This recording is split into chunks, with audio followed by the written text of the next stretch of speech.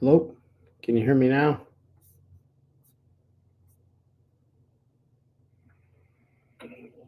Hello? Hello? Can you hear me? Okay. So I guess I don't understand StreamYard all that well. I guess I'll have to start over. Um, guess I'll end the broadcast on my side. Try again, maybe.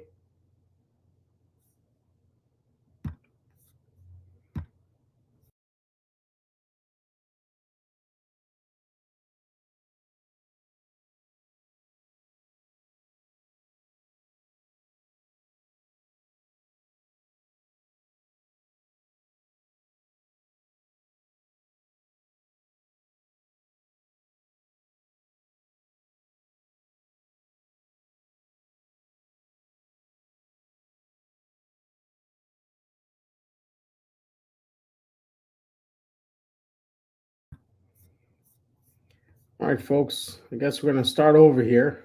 Um, my apologies. Looks like I don't know how to use StreamYard just yet. So let me go ahead and get started all over again. I've been presenting for quite some time now. So let's get back at it.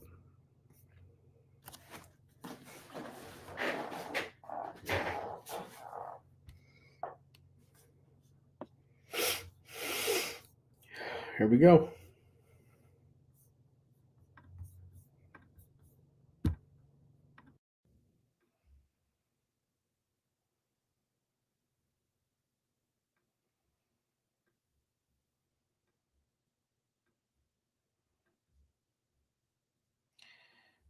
All right. All right. Today we're going to be talking about wallet creation and crypto transfer. I think this is coming in obviously as a reactive to everything that we've been seeing and happening in the Web3 space, especially in the crypto space with FTX and prior to that, Voyager, Celsius. There have been a number of centralized exchanges that have been mistreating and mishandling customer funds. Okay, so when you go into an exchange and buy crypto, right? You're exchanging your fiat money. When we say fiat, we mean like US dollar or Japanese yen or the euro, right? Um, you're exchanging your fiat money for crypto. Okay. So what happens is that your dollars, let's use the US dollar for example, goes into a treasury. Okay. And this treasury amasses, right? And particularly what happened with the FTX, call it a scandal, is that the owners of these exchanges, like Sam Bankman-Friedman, they collateralize really large loans, right, um, against the treasury. So a lot of bad things can happen when you over leverage your assets like that. Okay. And we've seen in a number of cases, starting, I believe it's starting with UST or Terra and Luna, right, with Do Kwon and that entire scandal. It has trickled down and created a domino effect. And the latest domino to fall was FTX. Okay. If you have currency on FTX or cryptocurrency on FTX, please go try to withdraw. I believe it's not possible anymore. I recently learned that BlockFi has paused withdrawals as well. Okay. Let's get into the wallet creation and crypto transfer session. This is an emergency session. I've stood up and unfortunately I've wasted a lot of time because I'm not an avid user of StreamYard. StreamYard, please take note. Your platform is extremely hard to use. And I've been speaking for about 20 minutes now. And nobody was able to see or hear me, but they were able to see the slides, which I guess is half the battle. So let's get into it. All right, folks. Web3 Texas is an assumed name for our 501c3 nonprofit called Web3 Earth. We work on donations. We're setting up opportunities for membership very soon. But right now, it's basically the community, us, the team, funding and working towards the mission of Web3 Earth. So we'd love it if you can just donate a few dollars or whatever you can afford by scanning this barcode here. So don't want to spend too much time here. Let's move right along. So right now, what we'll start with is tokens versus coins versus wallets versus blockchains. Okay. First thing you have to understand is this really slick statement or phrase that keeps showing up in memes and all over the internet. It says, not your keys, not your coins. And I'm going to explain what that means here on the following slide. Okay. First, you got to understand what the types of wallets are. There are so many types. I think mainly what the majority of the public who buy crypto from exchanges actually have experience with this custodial hot wallet. Okay. For example, when you buy cryptocurrency on Coinbase, what's actually embedded inside of the Coinbase app is a hot wallet. Okay. Hot wallet is persistently connected to the internet, and the private key is held by the custodian, the third-party custodian, or in this case is Coinbase. Okay. When that third-party custodian holds your key, that means that the currency that you think you own is not really yours. Okay. That's what that phrase, not your keys, not your coins, or not your keys, not your crypto means. Okay. Really want to let that sink in.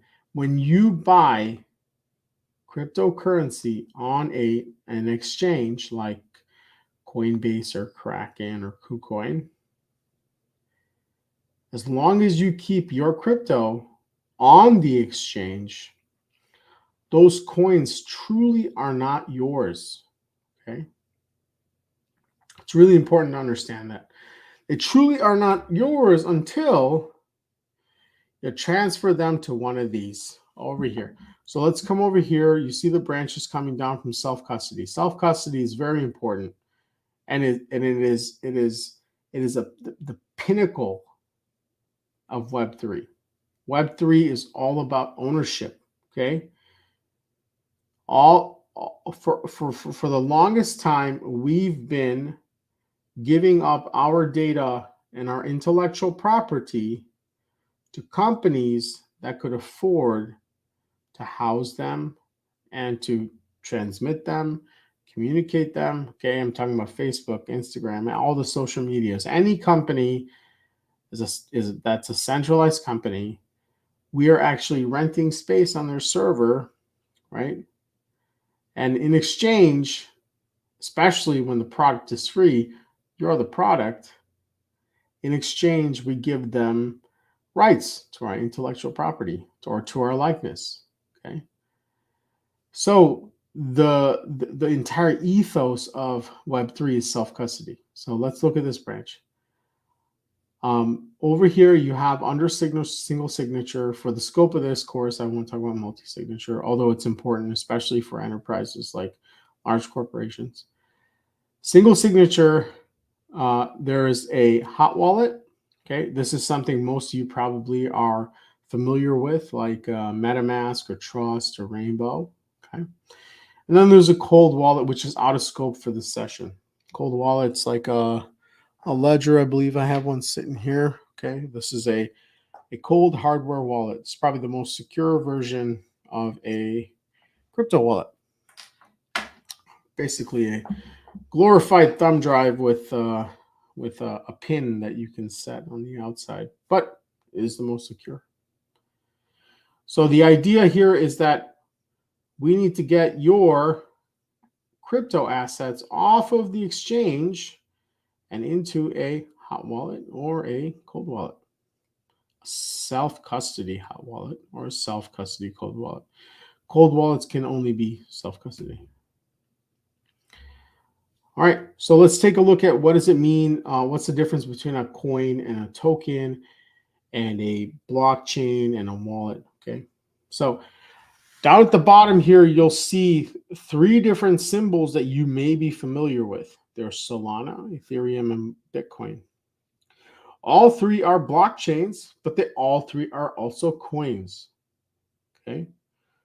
So on the Solana blockchain, the native coin is called Solana. Solana uses the native coin to pay for gas fees and other things. Same thing with Ethereum, same thing with Bitcoin. Okay, so those are all called coins. When the cryptocurrency is native to a blockchain or the name is same as the blockchain, it's called a coin. When the name is named something different, like let's say Polygon on Ethereum, it's called a token. Polygon is actually a token built off of the Ethereum standard for fungible tokens, otherwise known as ERC-20. Okay. Now that may not be very important to most of y'all, so I'll get to the point where what do all these arrows mean? Okay. So when you're taking your Solana off of the exchange, you can't put that Solana in a trust wallet, although Trust does have a Solana version, but we're using the regular Trust version here, okay? That doesn't accept Solana. If you try to send your Solana from Coinbase to Trust Wallet, it's going to get lost. And it actually happened to me with Hedera, okay? Very early on.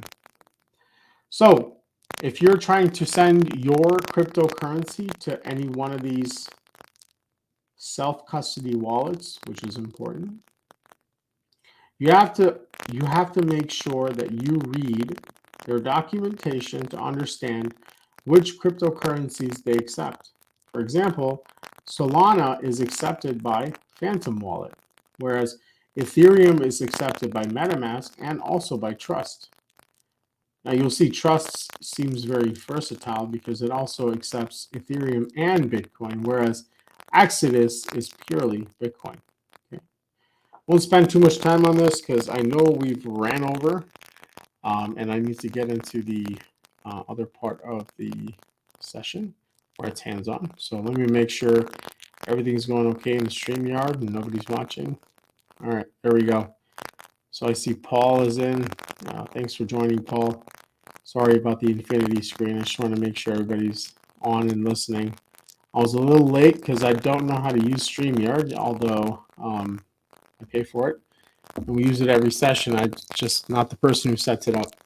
So number one, when you're setting up your wallet, password managers are very important.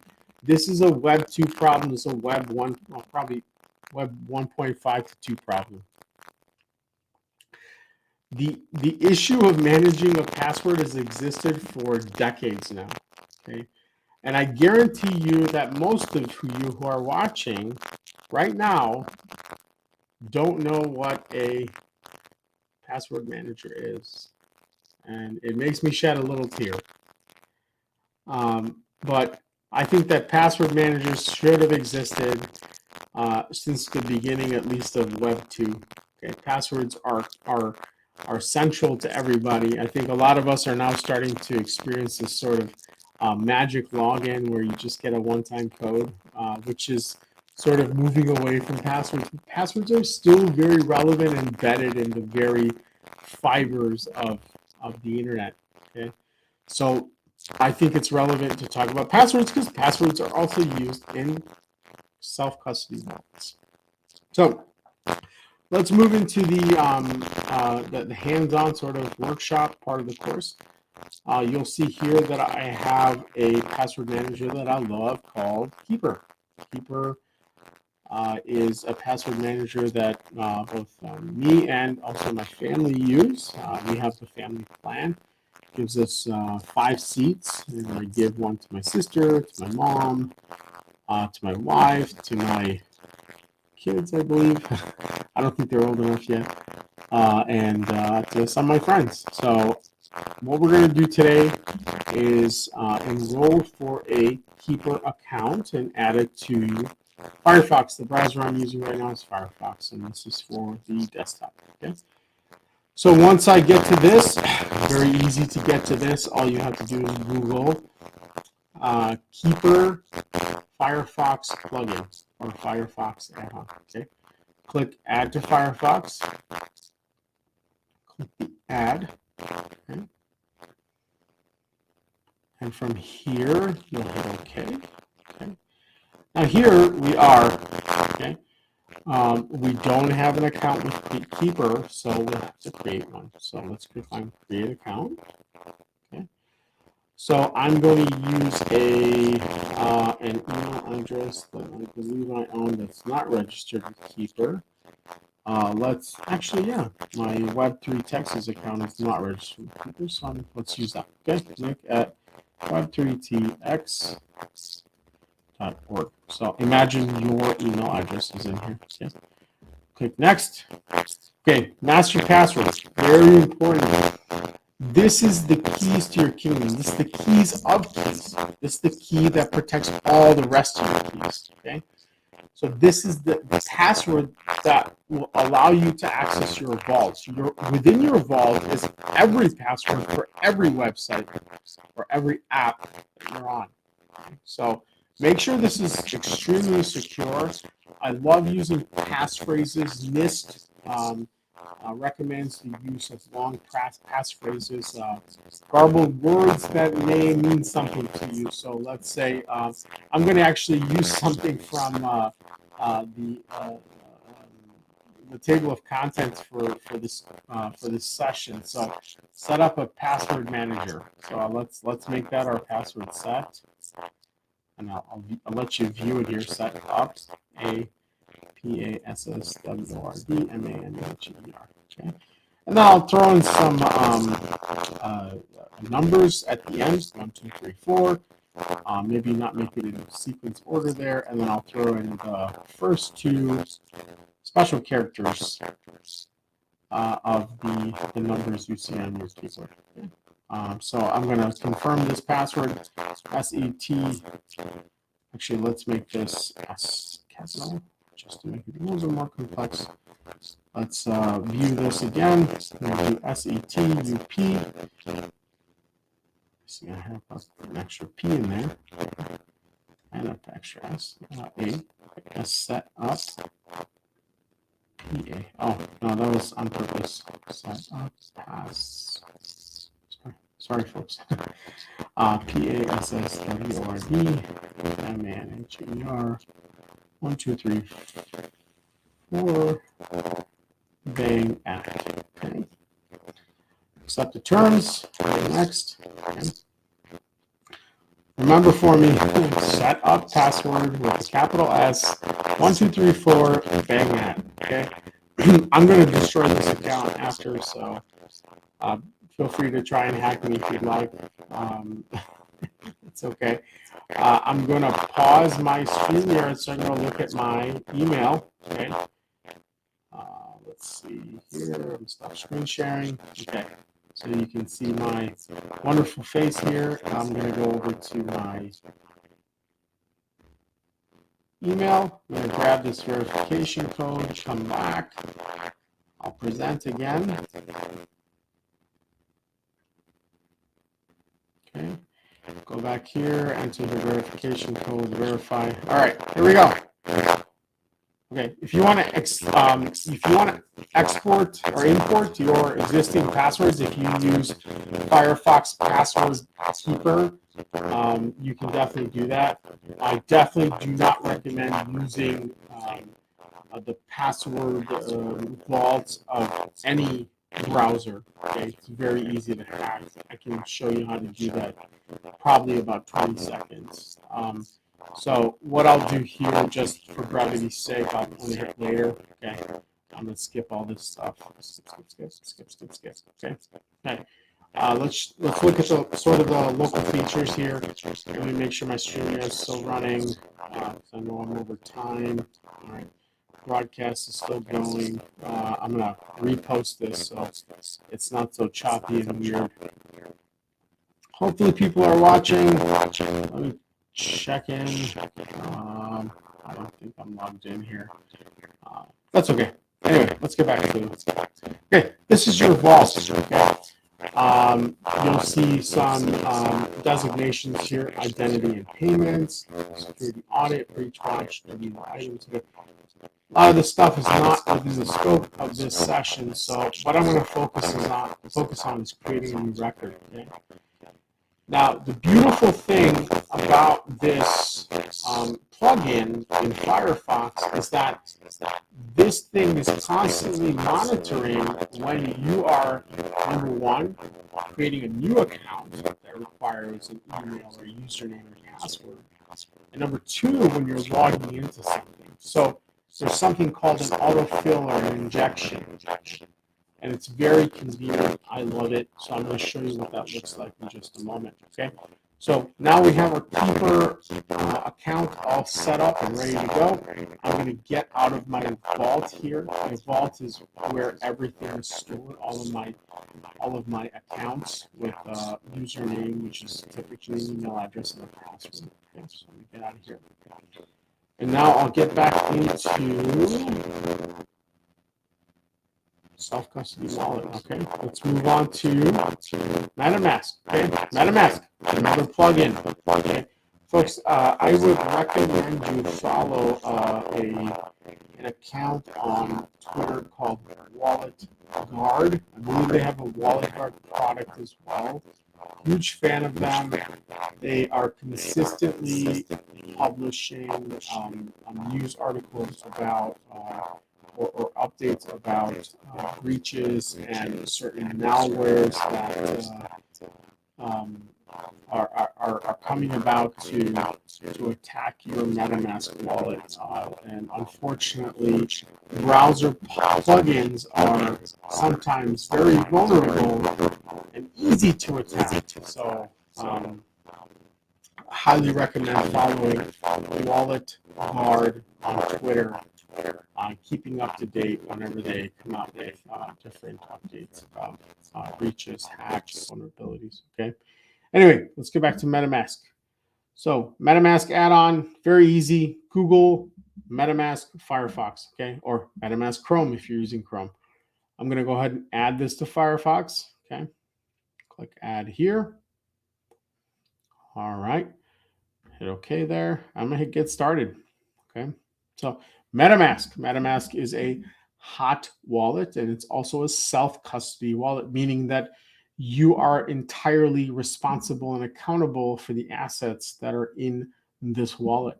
Okay. Here, I'll just go ahead and click agree. Okay.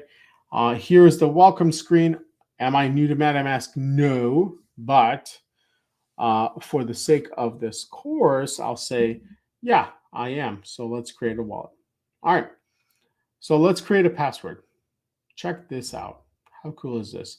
If I right click here and I go to Keeper, I just hit create new record. Okay. Oh, no, I guess MetaMask is a little finicky here. So what I'm going to do is create a new record here. Okay. Okay. So I'll call this MetaMask. I promise you folks, it's a lot easier than this typically. Okay. And then I think it's because I'm signing up through the extension, it's giving me a weird issue. So MetaMask.com. So down here in the website address, I'll just put MetaMask here. It'll never resolve, unfortunately. That's because it's a plugin. So I'll use the email address that I'm going to sign up to MetaMask with. Okay, I'm creating a record inside my vault. This is the vault that's going to store all of my stuff. Okay, tx.org. I'm going to generate. Okay, this is cool. This is super cool. Watch this. I'm just going to hit this dice and it's going to generate a password. Guess what? I'm going to go up to 32 characters here. Okay. Check out this password. You think a hacker is going to guess that? No, thank you. No, it's not. They're not going to guess this until they get quantum computing. Okay. So let's copy this bad boy. Feel free to copy it. I'm just going to destroy the MetaMask account. Okay. I'm going to hit save here.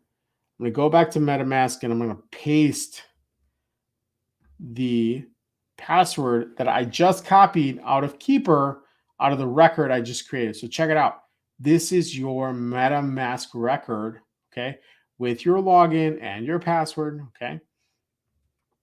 Let me click that, hit create, okay. Now, this is super important, okay. Feel free to watch this video, but I'm going to explain what this video is going to say in a minute anyway. So I'm just going to go next, okay. And now I'm going to reveal something that's very important, okay?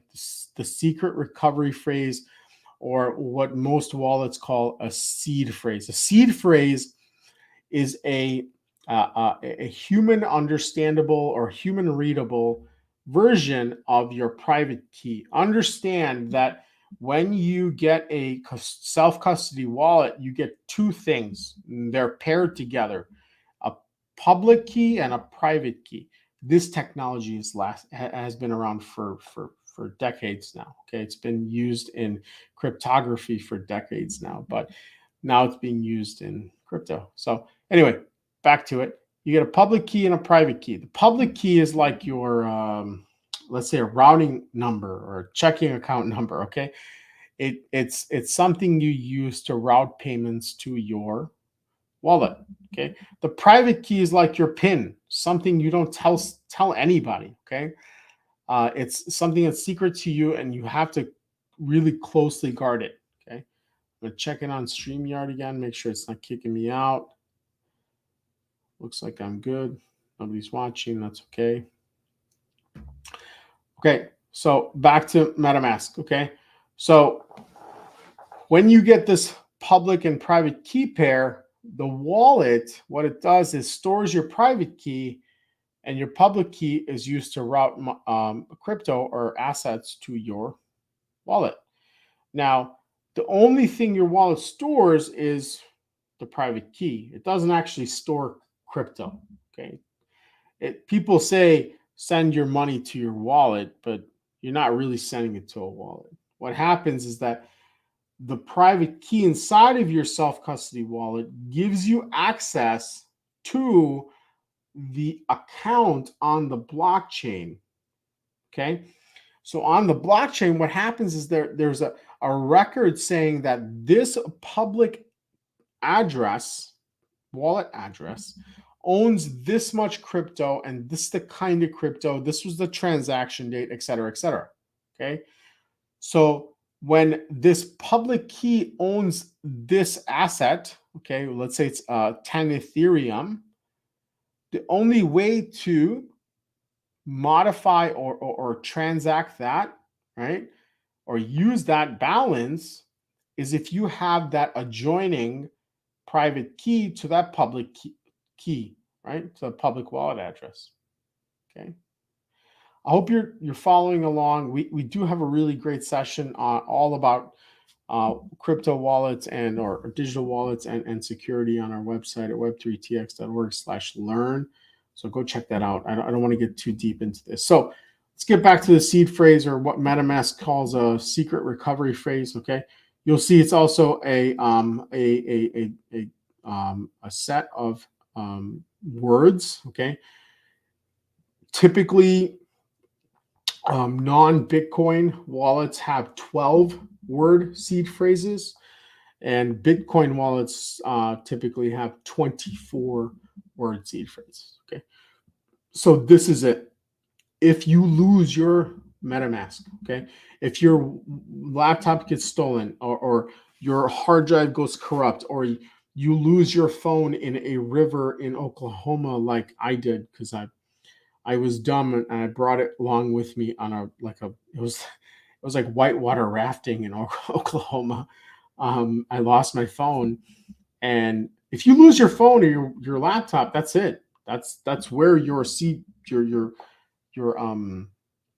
your private key is stored. But if you have access to this seed phrase, you're good. You can recover it. Okay, so this is very important. There's over 4 billion, wait, no, 4 million Bitcoin lost in wallets that are locked out.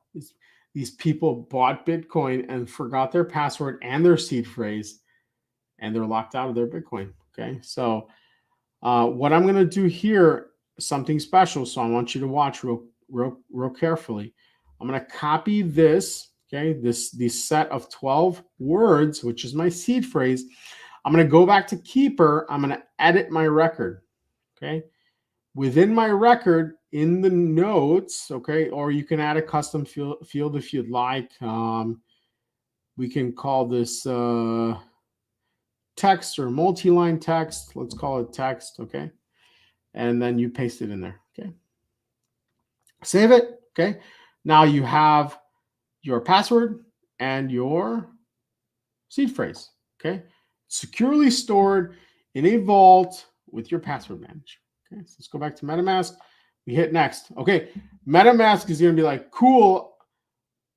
I think you copied and wrote down or recorded somewhere your secret recovery phrase or your seed phrase, but we're going to check. Okay. So it's going to say, please select each phrase in order to make sure it's correct. Okay. So what I'm going to have to go back and forth. Okay. So shy, object, swallow, jewel, marine, man, green, frog, nation, castle, powder, one. Marine, that's awesome. Tomorrow or today is the Marine Corps birthday. I think we're still in today. Yeah, we are 10/21. So happy birthday, Marines. I am a fellow Marines myself. So let's go back here and see. We got fog. I know we got castle. We got jewel. Yep, jewel's in there. Is green in there? Typically, I'd have this on another screen. It'd be a whole lot easier. Green's in there. I know marine's in there. Shy object, swallow, jewel, marine, man, green, fog. Shy, swallow. I think object. Yep, object's in there. Nation. Yep, nation. Marine and nation. That's awesome. Okay. Man, one powder. Man, one powder. Oh, you know what? I've actually never done this before. It typically asks you to verify like the third and fifth and 10th word. So you have to put it in the right order. So sorry, I was screwing it up. Shy, object, swallow, jewel. So let's take shy, object, swallow, jewel. Oh, sorry. Oh, what's going on? Okay. Shy, object, swallow, jewel. Marine, man, green, frog. Marine, man, green, fog, nation. Marine.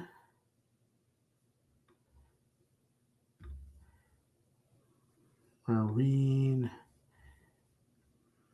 Man. Green, fog. Nation, castle, powder, one. Nation, castle, powder, one. Okay, hit confirm.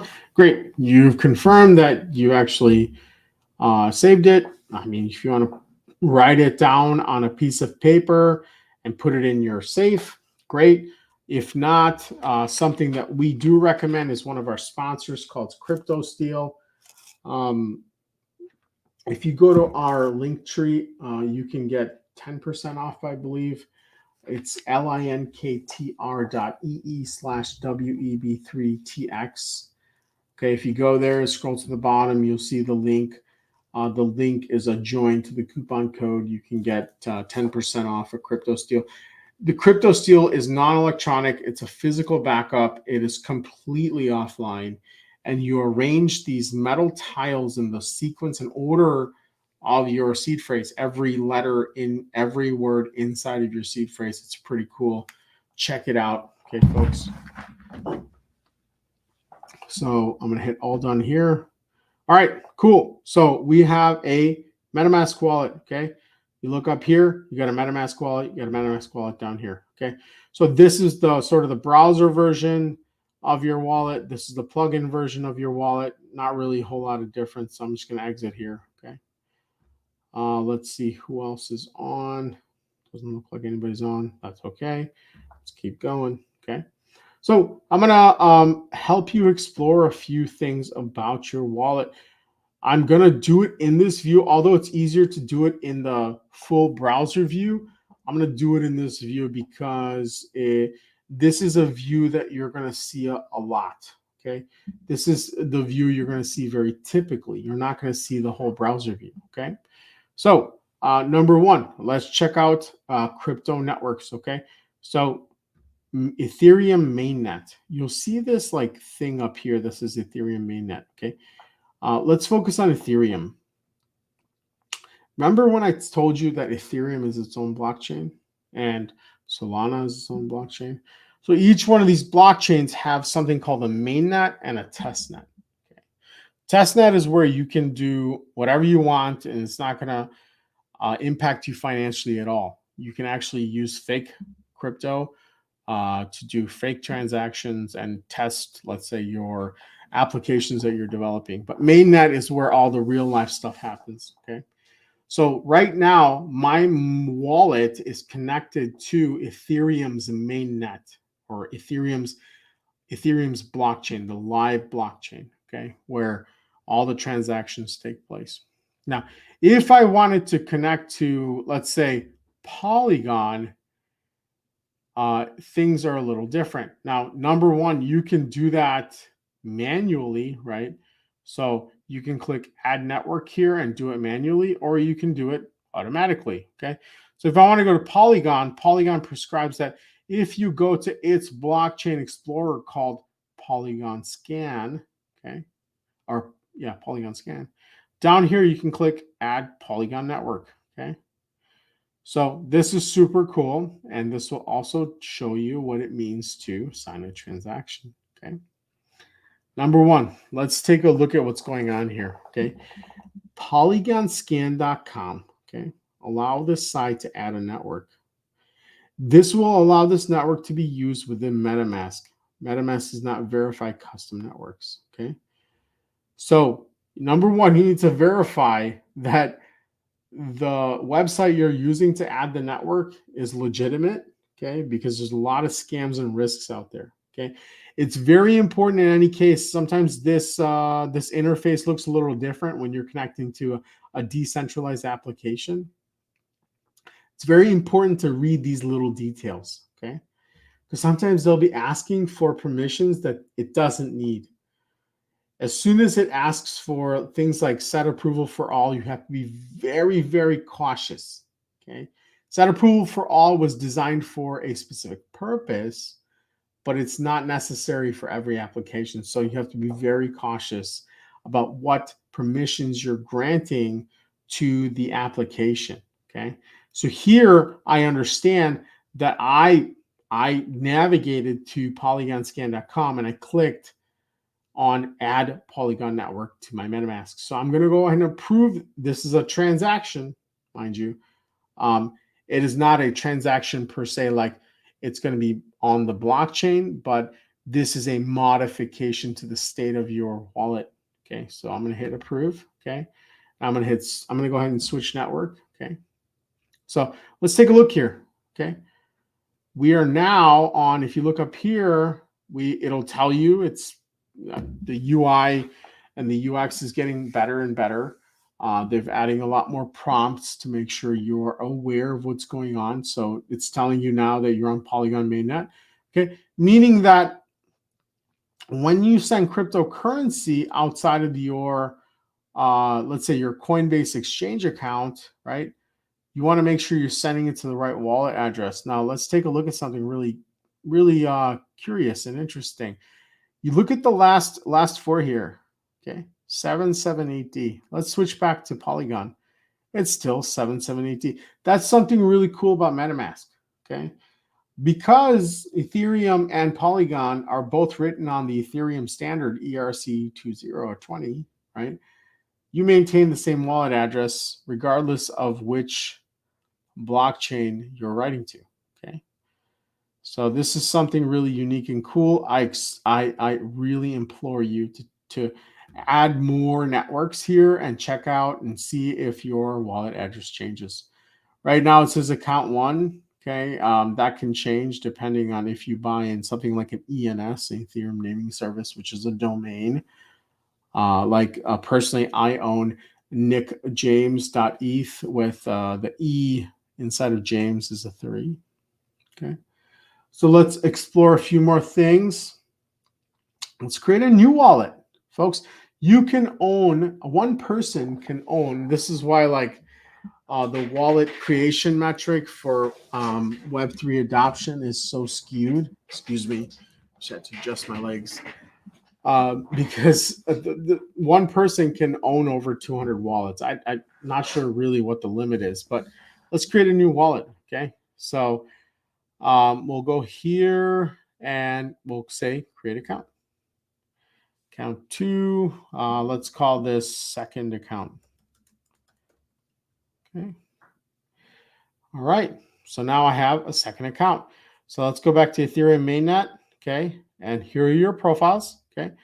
So I have account 1. So let's change account 1's name.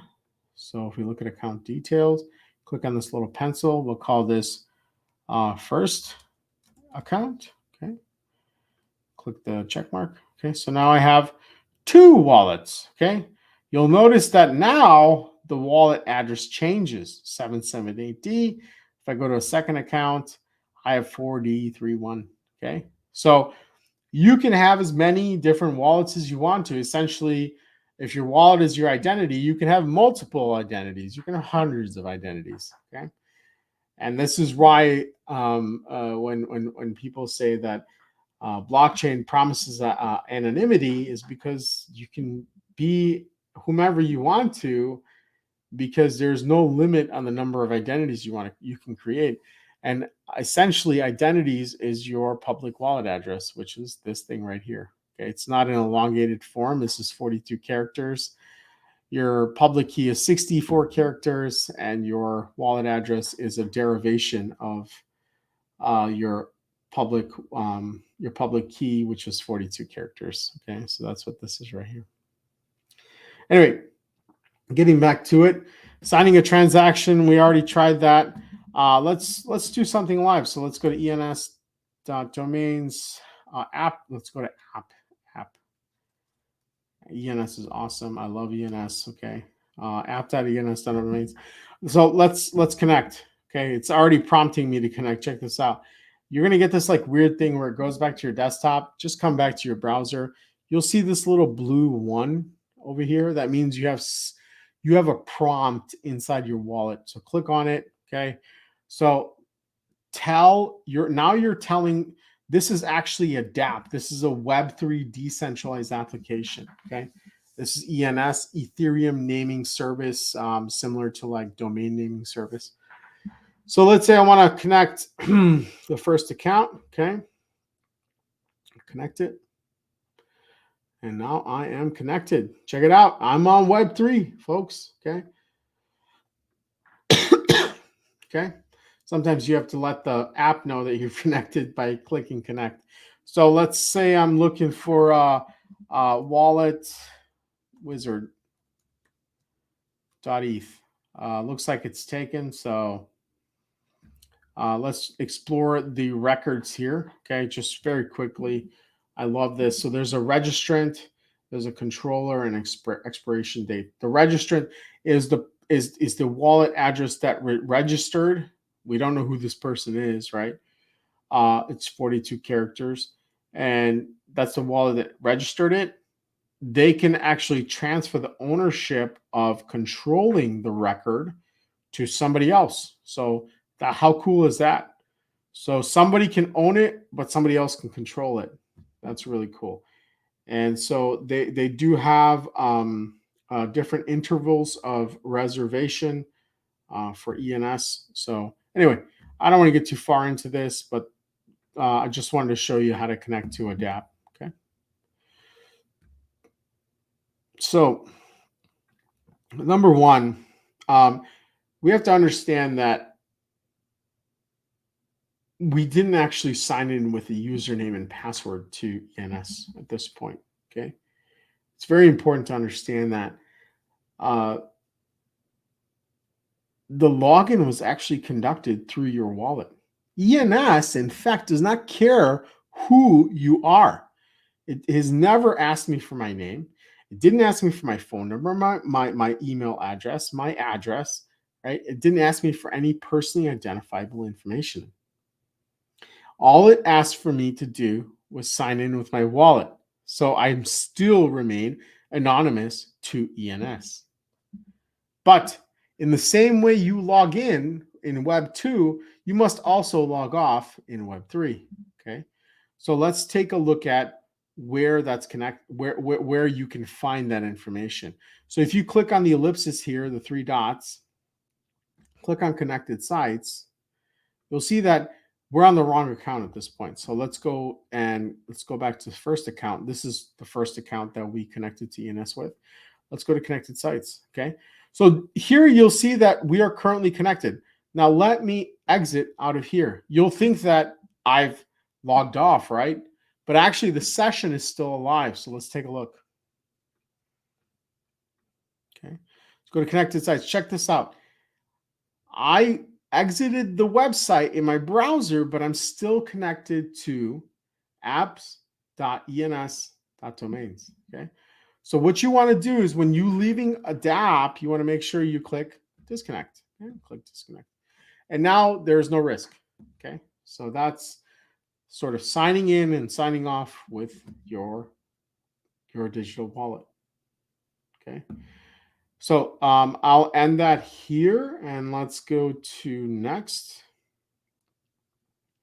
Buying crypto and transferring. Okay. This is key. This is essential. I'm going to get out of this. I'm going to clear some of this up. Okay. Now that we've created all these things. So here we are on Coinbase. This is my play around account. Looks like I have $354 here in a mix of, what do I got here? I got some Doge. Okay. I think I bought Doge at the wrong time. It was like 15 cents. Poor me. I got some BTC over here. Okay. I got some Cardano. So Doge is actually built atop the ERC20 or Ethereum standard. Okay. So let's say I want to send some Doge to my MetaMask. Okay. How do we do that? Okay. So let's see. Let's see if let's just Google it just to be safe. DOGE support MetaMask. Okay. Okay. Looks like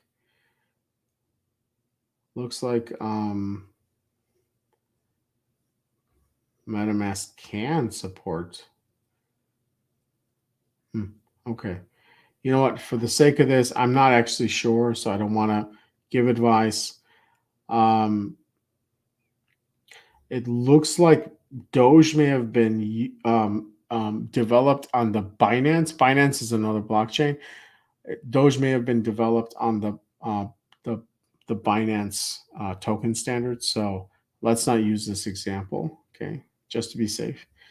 Let's just use something safe like Ethereum. Okay, so I'm gonna go home. I'm gonna go to Ethereum. I don't have a balance of Ethereum at this point. So what I'll do is I'll do a buy. Okay. I'll make sure that I'm still streaming. I got some weirdos on my chat over here, like my hot photo here. No, thank you.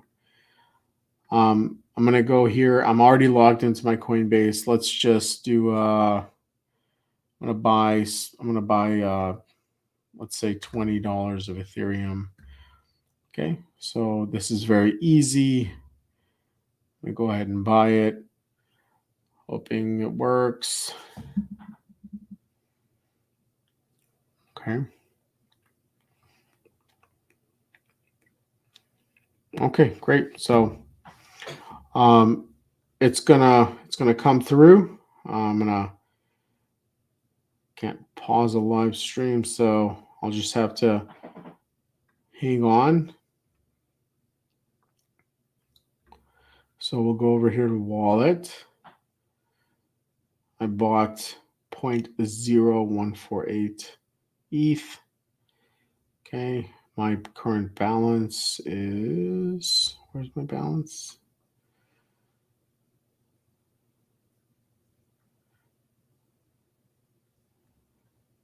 I'm really used to the mobile version of this. I'm not sure where it's under my vault. No, it's not vault.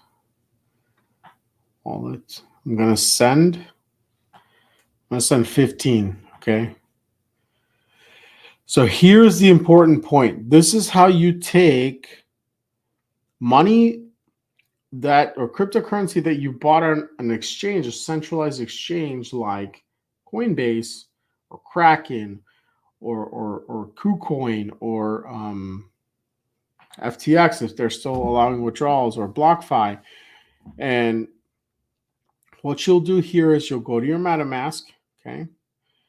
You're gonna make sure you're on Ethereum mainnet. You're gonna copy your address by clicking here on these two boxes. Okay, you'll say copy to clipboard. You'll come here and then paste. Okay, so I just pasted my wallet address. You don't need a note. Sometimes you need a note. Be very careful when you're going through this process. Okay, depending on what it is you're transferring, whether it's like BNB from Binance or Hedera, sometimes you need these like sort of notes or additional messages. Okay. So what we're going to do is continue. I just put my MetaMask in there. Okay. And I'm just going to go ahead and hit send now. Okay. So I have to open it. Appreciate your Coinbase. Yes, I'm trying to send crypto. Yep. Okay. The request was approved. And now you should see, there you go. All right, all done. Okay. So this is going to take some time, folks. Essentially, what happens after this is that your transfer goes into a queue, and that queue, once you reach your turn, the transaction is mined by proof of stake miners. Okay. And they validate your transaction. They're not miners, they're called validators, excuse me. The validators validate your transaction, they record it in their ledger, and then they go through the consensus protocol, and then they replicate it to the rest of the nodes. This takes some time. That whole process is called finality. Okay, finality takes some time. So we can check our balance here. Oh, look how fast that was. And now, yes, we lost some money to gas fees, but here we are. Now, here's the most important salient point. I have now taken assets off of a centralized exchange that custodies my Ethereum, and I've put it into a self-custody wallet where nobody else can touch it. Okay. This is what you need to be doing every time. Unless you have a specific reason to keep your money, like, I mean, obviously, sometimes I don't follow my own advice, but I'm using an alternate account to show you this presentation. I have other accounts with other crypto in it, but for this account, I had a small amount of crypto still in my Coinbase. Essentially, in an optimal situation, I would have all of that currency or cryptocurrency in a MetaMask wallet. Okay, so that, I believe, is the end of our workshop. Hopefully, you were able to gain a lot from it. Once again, folks, we are a 501c3 nonprofit. We would love for you to just scan this barcode and donate to us, whatever you're willing, whatever you can. We truly appreciate it. I hope this was able to give you a little bit more clarity on how to truly own your cryptocurrency. Okay. My name is Nick James. Once again, I'm the founder of Web3 Texas, which is the assumed name for Web3 Earth, which is the bigger plan. All right. Well, we'll catch you soon.